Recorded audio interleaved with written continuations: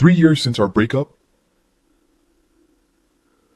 I truly believed our paths would never cross again in this lifetime. I never expected our reunion to take place at a parent-teacher conference. Dad, this is my homeroom teacher, Ms. Zhu, Dad.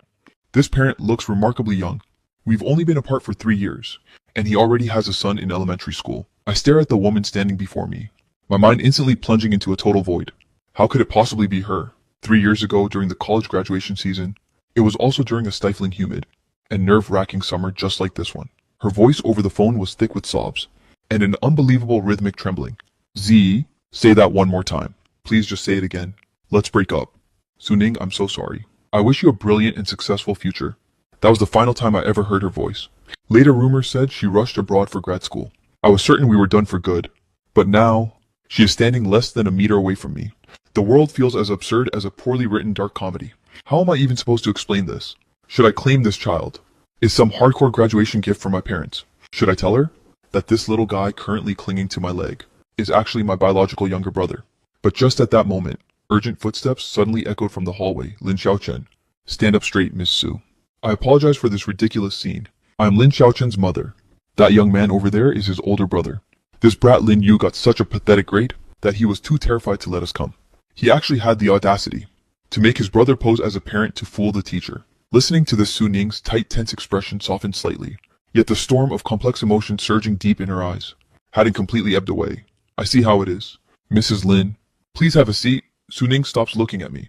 For the next 10 minutes, I stood there like a forgotten prop in the background, yet my gaze gravitated toward her completely out of my control. It's been 3 years, and she looks noticeably thinner. That final choked-up interrogation of hers from back then seemed to echo once again in my ears. I jerked my eyes away, terrified to look any longer. Ms. Fusu, please rest assured. Rest assured. I've taken note of every single word you've said.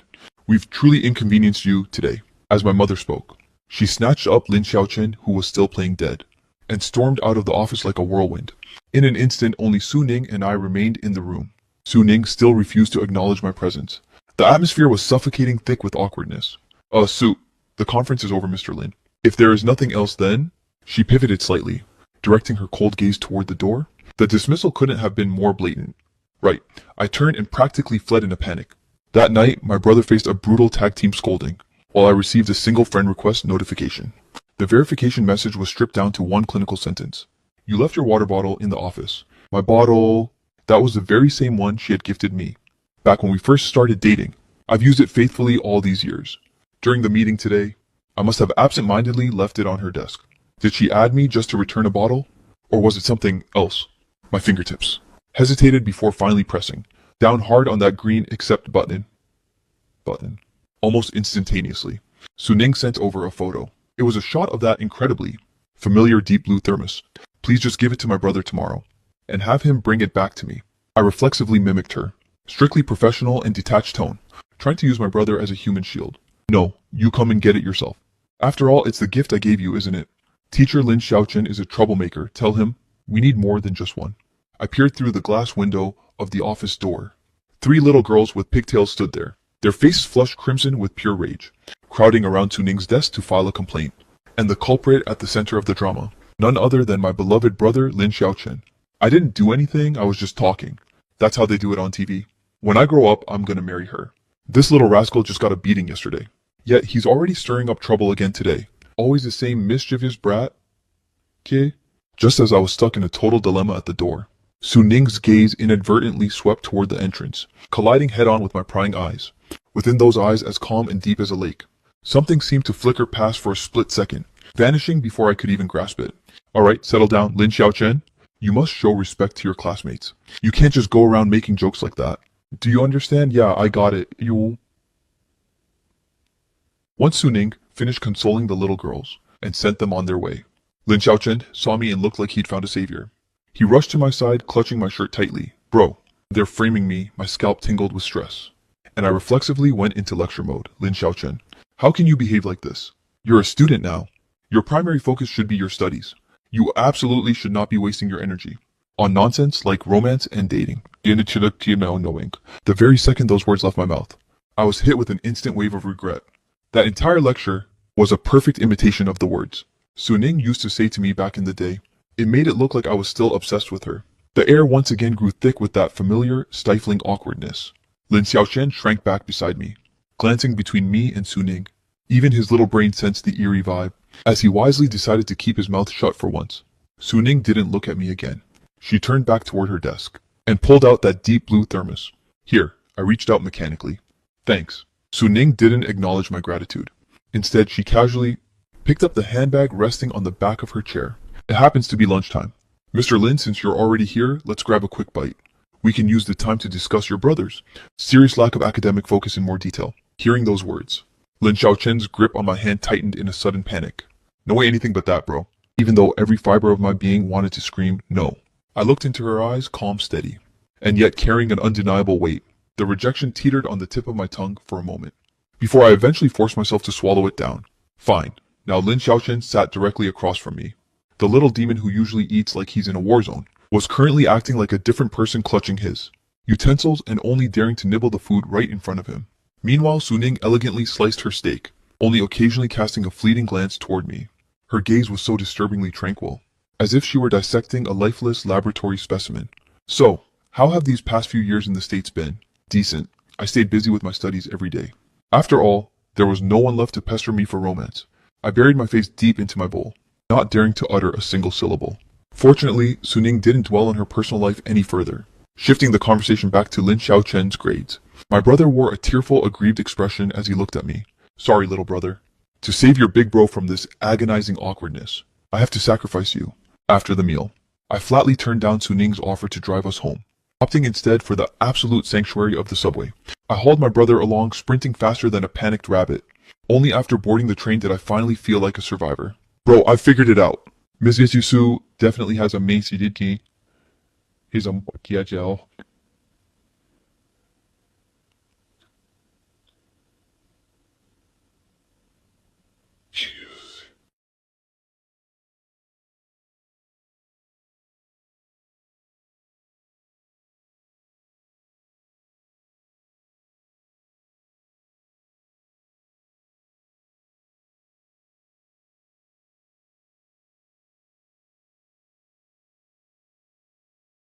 Shut up, stop talking nonsense. Lin Xiaochen shrank back after I barked at him. I'm not making it up, bro. If Mrs. Su didn't like you, why would she demand you come get the bottle in person? Plus, she couldn't stop staring at you during lunch. Finally, Lin Xiaochen didn't forget to deliver his verdict, bro. Miss Su is totally into you. You're just a kid. Stop obsessing over this adult drama all day. If you keep spouting this garbage, the second we get home, I'm tossing your entire collection of Ultraman cards in the trash. Fine, I'll shut up. Why so aggressive? I just know what I know. Lin Xiaochen turned his head away in a huff, finally falling silent for a moment. But his words were like creeping vines, quietly entangling themselves within my thoughts. Over the next few days, Lin Xiaochen actually behaved himself quite well. That ridiculous theory about Su Ning liking me wasn't brought up in my presence again. Just as I thought, the storm was finally subsiding. Wednesday afternoon arrived with a vengeance. Just as I thought, the storm was finally subsiding. Wednesday afternoon arrived with a vengeance. Lin Xiaochen sent a text from his smartwatch. Bro, quick, Ms. Su is actually letting us watch a movie. Also, when I went to the office to drop off homework today, I happened to overhear Mr. Zhang asking Miss Su out to an art gallery this weekend. I charged right in there and casually dropped the fact that you've stayed single all this time, just waiting for someone to change their mind. Heh, am I a genius or what? Or what? Ms. Su was totally stunned for a second, but then she actually smiled. Anyway, she seemed in a great mood, so she let us watch a movie to relax. Bro, I told you so. Ms. Vitelsis, Min Su definitely has feelings for you. Tiki. Isn't my assist legendary? I stared at the massive wall of text on my screen, practically begging for a reward, while a wave of icy dread shot from the soles of my feet straight to my skull. An overwhelming sense of humiliation and panic instantly flooded my entire being. I was so fuming I couldn't even focus on my work. Lin Yu, busy at Shen Weiwei from HR. Shen Weiwei had a sweet, sugary smile plastered on her face. Yet, I had zero mental capacity to appreciate it. My mind was a chaotic mess of Lin Xiaochen and Su Ning, but Shen Weiwei clearly had no intention of leaving. By the way, Lin Yu, I remember you mentioned really wanting to try that new place nearby, the Korean BBQ spot. Right, I think I did mention it once, since today is Friday. Why don't we go together as foodie partners? The temptation of gourmet food plus Shen Weiwei's candid attitude was better than going home and facing Lin Xiaochen's troublemaking face, so I readily agreed to the invitation. After work, I headed to the BBQ joint with her. Wow, this beef tripe is absolutely divine. Yusuchfi, Shen Weiwei chirped, placing a succulent piece of pork belly onto my plate. Lin Yu, I've been dying to ask, what's your ideal type when it comes to girls? My mind involuntarily flashed back to a vision of a cold, stubborn, yet beautiful profile. I laughed it off, desperately trying to dodge the question, but Shen Weiwei clearly wasn't satisfied with such a perfunctory answer and seemed ready to press further. Just at that exact moment, a tearful voice, that familiar high-pitched wail belonging to Lin Xiaochen, erupted at the entrance of the restaurant. I whipped my head toward the door in shock. There stood Su Ning holding a dejected Lin Xiaochen by the hand, framing the restaurant's entrance like a scene from a drama. And Lin Xiaochen just had to pour gasoline on the fire. You lied and said you couldn't pick me up. But here you are on a date, you've forgotten your own blood. You don't want me anymore. The second those words were uttered, the aura around Su Ning seemed to plummet into a sub-zero chill. She gave me one long piercing look. The next heartbeat she didn't hesitate to drag, the still sobbing Lin Xiaochen away, vanishing into the gathering twilight once I trudged back home.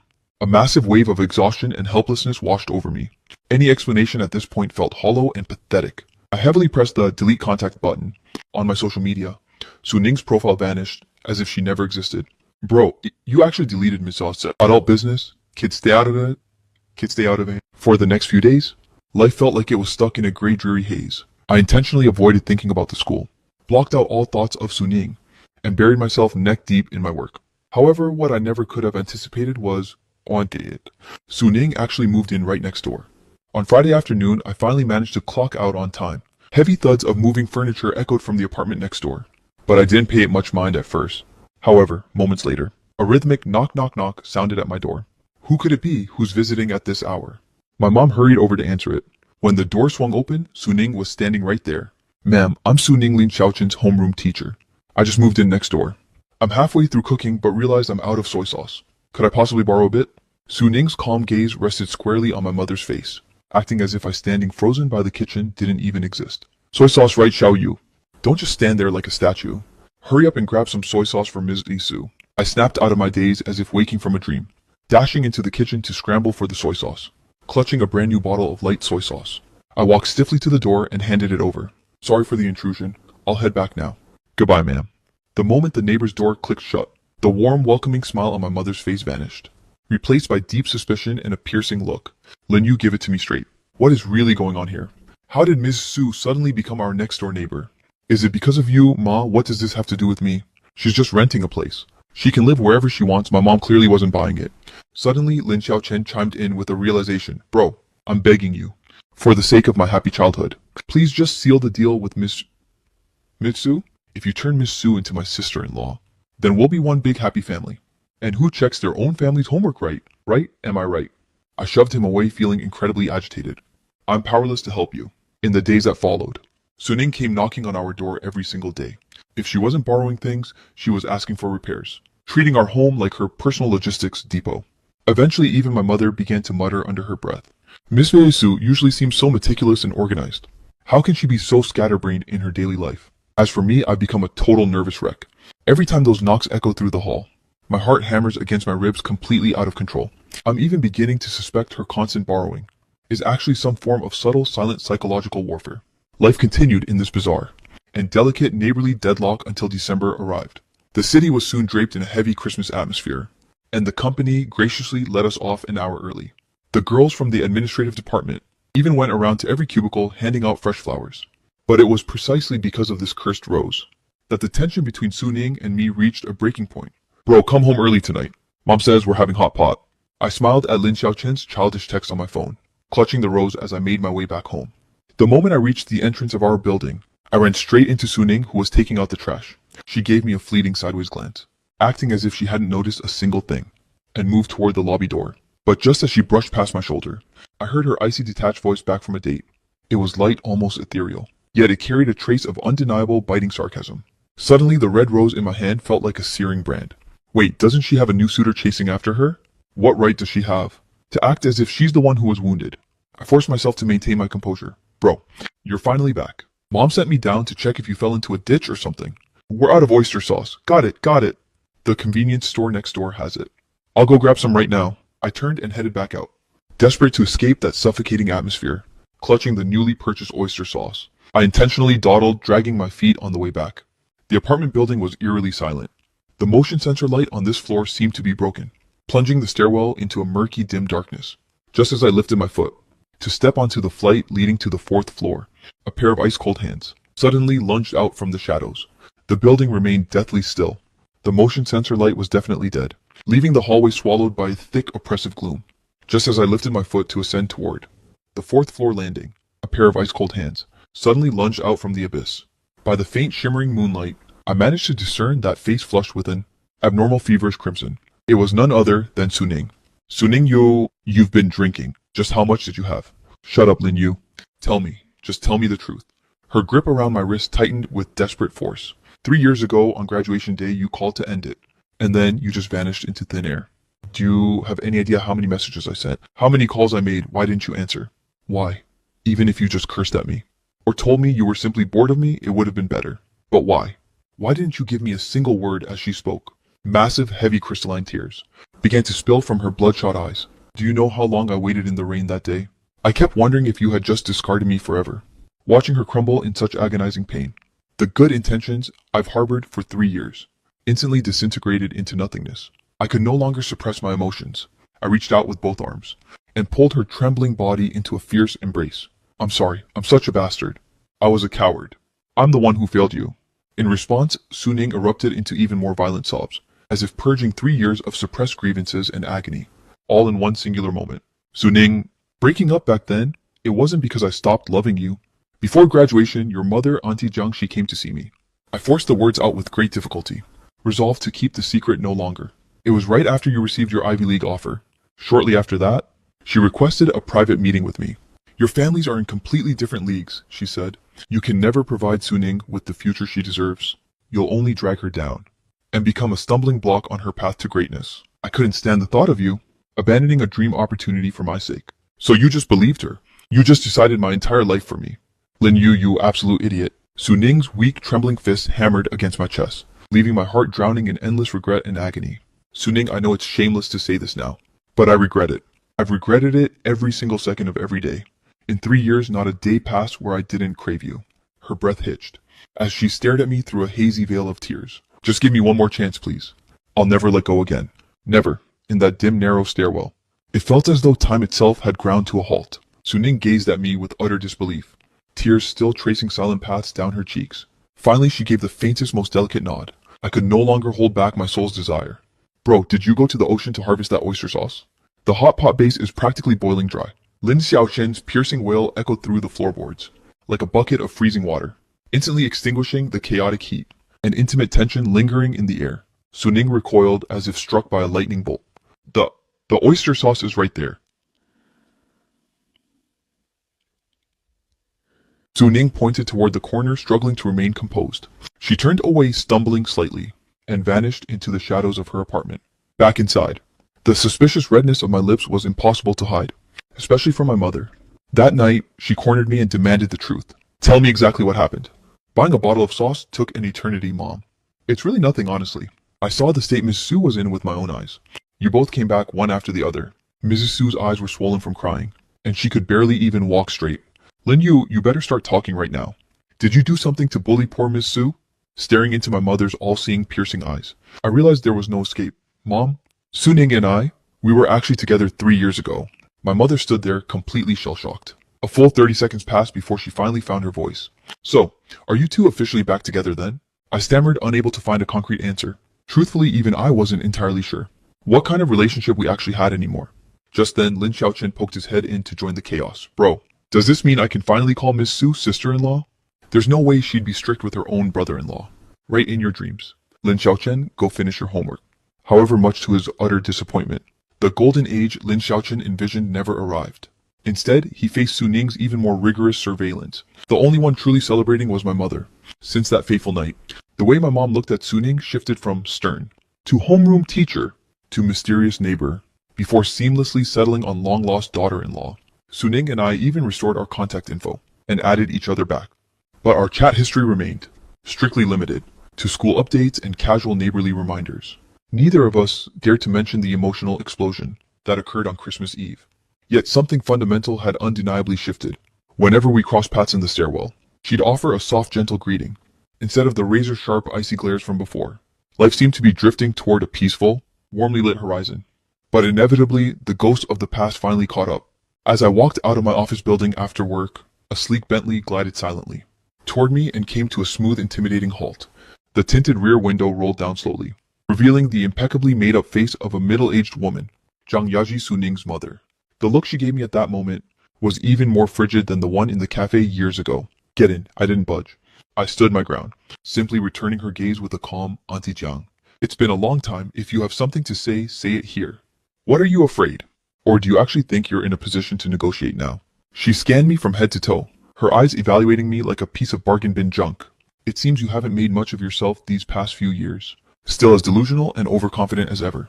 Her venomous words sliced through the air like daggers, but this time beyond the flash of anger. I felt a profound sense of absurdity. Auntie Jiang, if you're here to discuss Suning, then I'm afraid no matter where we talk, the outcome will remain exactly the same. 3 years ago, I might have been a coward, but I'll never make another decision for her again. Zhang Yaji's expression finally darkened, her gaze chilling as she glared at me. After several tense seconds, the window glided upward, concealing her frost-covered face from view, just as I assumed she was driving off. The front passenger door swung open. A young man in a sharp black suit, looking every bit the professional assistant, stepped out and marched toward me, handing over a business card with a deadpan expression. Mr. Lin Chairman Jiang, request your presence for a private talk. The address is listed right there. Understood. The Bentley merged silently into the traffic, vanishing into the city's neon glow. I gripped that cold card in my fingers as a crushing weight of pressure returned. The immense burden of the past came crashing down, but this time for Suning's sake. I refused to run away. When I arrived at the restaurant, Zhang Yaji was already seated at the prime window spot. I took the seat directly across from her. Only then did she slowly turn her head toward me. It seems my words went in one ear and out the other. 3 years later, and you still haven't learned to face reality. Here is a check. The amount will surely satisfy you. It's enough for you to get a foothold in this city, and perhaps even live a comfortable life. The condition is simple. Leave. Vanish from my daughter's life completely. Just like you did 3 years ago. A check, another damn check. 3 years ago, under this exact same pressure, she presented me with this very same choice. Back then, I chose a pathetic, humiliated escape. And today, that flimsy piece of paper has been pushed in front of me once again. Zhang Yaji seemed quite satisfied with my tense, suffocating silence. Su Ning has been headstrong since she was a child, and incredibly talented, but she's far too sentimental. She tends to trap herself in dead ends. You already wasted years of her life 3 years ago. She finally escaped to start a new life and career. I won't permit anyone to drag her back into the mud, especially not someone like you. Auntie Jiang, do you really think this new life of hers, forcing her to study herself to death alone abroad, and burying herself in endless work, just to numb the pain, was right? Auntie Jiang, you know damn well her life was nothing but isolation and desperate studying, working until she was numb, all just to paralyze her own heart. Did you know she was so hopeless she actually prayed, begging to trade her soul just for a single answer? The hand Zhang Yaji held her coffee cup with faltered for a nearly imperceptible second. It was glaringly obvious she had no clue, but the agonizing struggles Su Ning faced overseas. What kind of nonsense are you spouting? Whether it's nonsense or not, you know the truth deep down. 3 years ago you claimed it was for her sake, using status and her future to force my hand. Impudent. Before I could even finish, Zhang Yaji slammed her coffee cup down, her face turning a livid, sickly pale. But I didn't flinch or back down. I've lived in regret every single day for 3 years. Now that the truth is out, I am never letting go again. Unless Su Ning tells me to my face she doesn't want me, no one in this world can tear us apart a second time. I looked down at that insulting check, reached out and slid it back toward her. If you truly cared about her well-being, then go ask your own daughter what it is that she actually desires, instead of forcing your decisions on her again. I didn't wait for her to formulate a response. I stood up straight and looked her in the eye. Auntie, I have matters to attend to. I'll take my leave. I gave a slight nod and turned, walking toward the elevator with steady, unwavering steps. Behind me, there was nothing but a deathly silence. The very moment the elevator doors hissed shut, I leaned against the freezing elevator wall, exhaling a deep, heavy breath of stagnant air. I leaned against the freezing elevator wall, exhaling a deep, heavy breath of stagnant air. The shirt on my back was already drenched in cold sweat, but this time I didn't run away. Su Ning seemed to sense that something was off whenever her gaze met mine. There was a trace of hesitant, prying curiosity. She seemed desperate to read the truth in my expression, but ultimately she just gave a silent nod. Finally, on one fateful evening, the inevitable storm made landfall. The second I stepped inside, the atmosphere felt suffocating. For the first time ever, Lin Xiaochen wasn't doing homework. Instead, he was huddled in the corner of the sofa, clutching a pillow and barely daring to breathe. My mother sat beside him, her face clouded with gravity. What happened, Miss Su? It sounds like she had a massive blowout with her mom. It was right downstairs. They weren't screaming, but it was absolutely terrifying. I've never seen Miss Su look so fierce. My mom sighed, interjecting with a heavy heart. I caught the tail end of it on my way back from grocery shopping. Ms. Su is still next door right now. I just hope those two don't ruin their relationship for good. My heart instantly constricted with dread.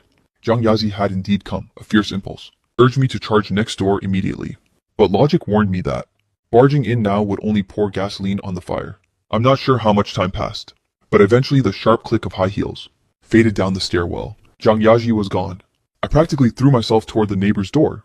When it swung open, the sight of Suning made my heart wrench violently. It was obvious she had just suffered an emotional breakdown. Her entire being exuded a sense of hollow, drained, and fragile exhaustion. Did she make things difficult for you? She always thinks she's the one in the right. She's obsessed with using her own definition of what's best to micromanage my entire life. She doesn't even have a clue.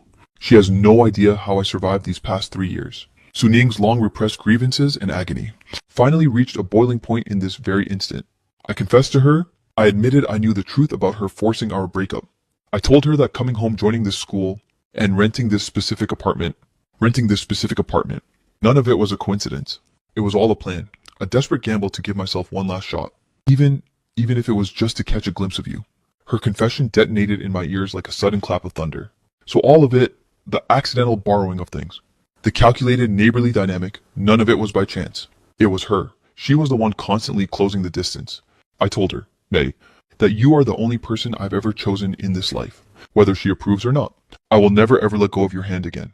I couldn't restrain myself a second longer and surged forward, pulling her trembling frame into a crushing, desperate embrace. I'm so sorry I let you face all of this alone.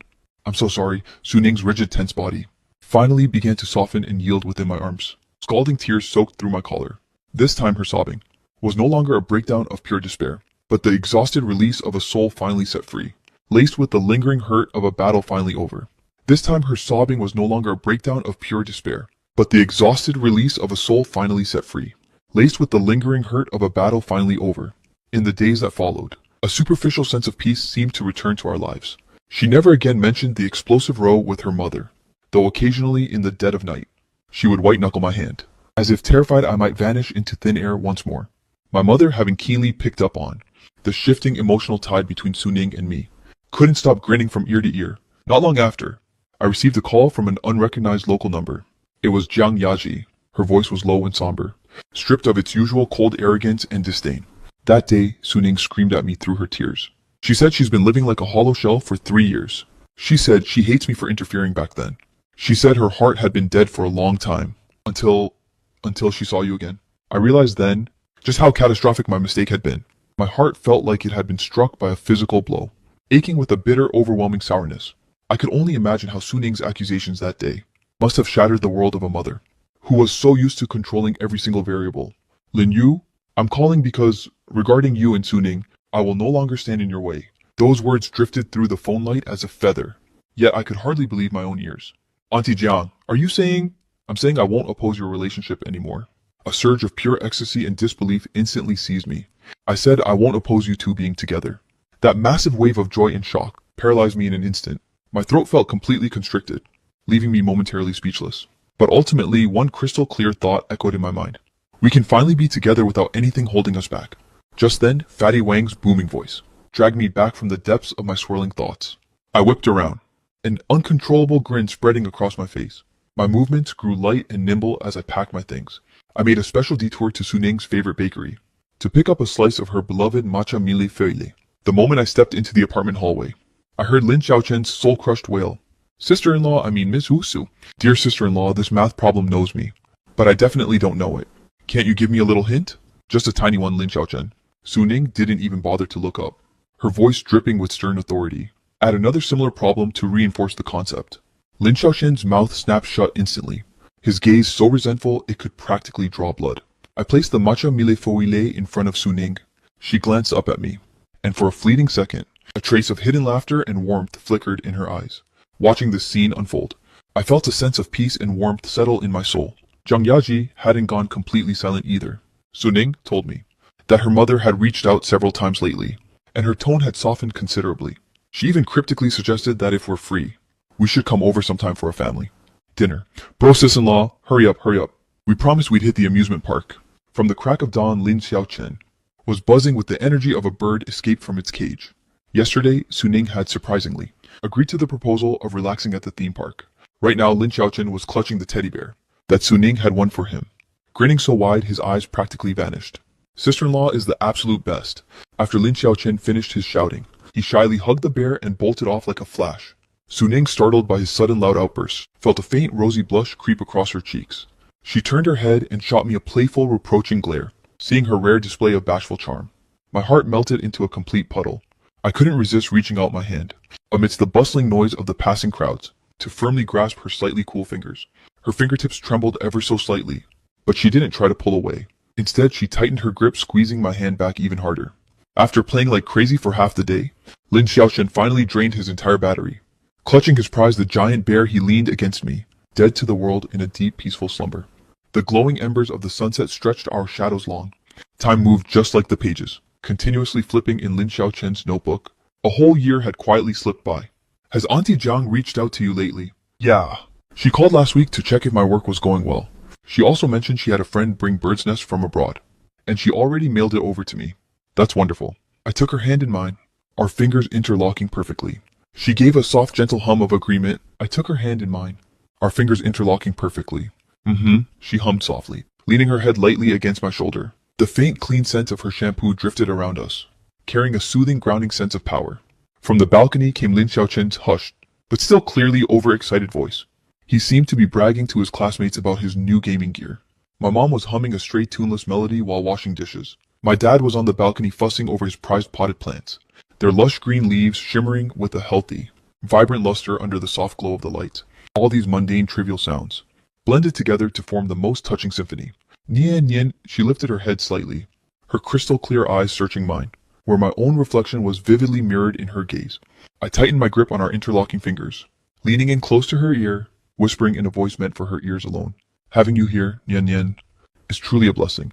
The moment the words left my lips, her eyes, weathered by years of longing, began to shimmer at a visible pace, filling with a thin, glistening layer of tears. She didn't utter a single word. Instead, burying her face deeper into the crook of my neck, we stood there locked in a deep embrace, amidst the warm glow of the light and the domestic, yet precious atmosphere of home. We felt the rhythm of each other's heartbeats, so clear, so powerful, and so perfectly in sync.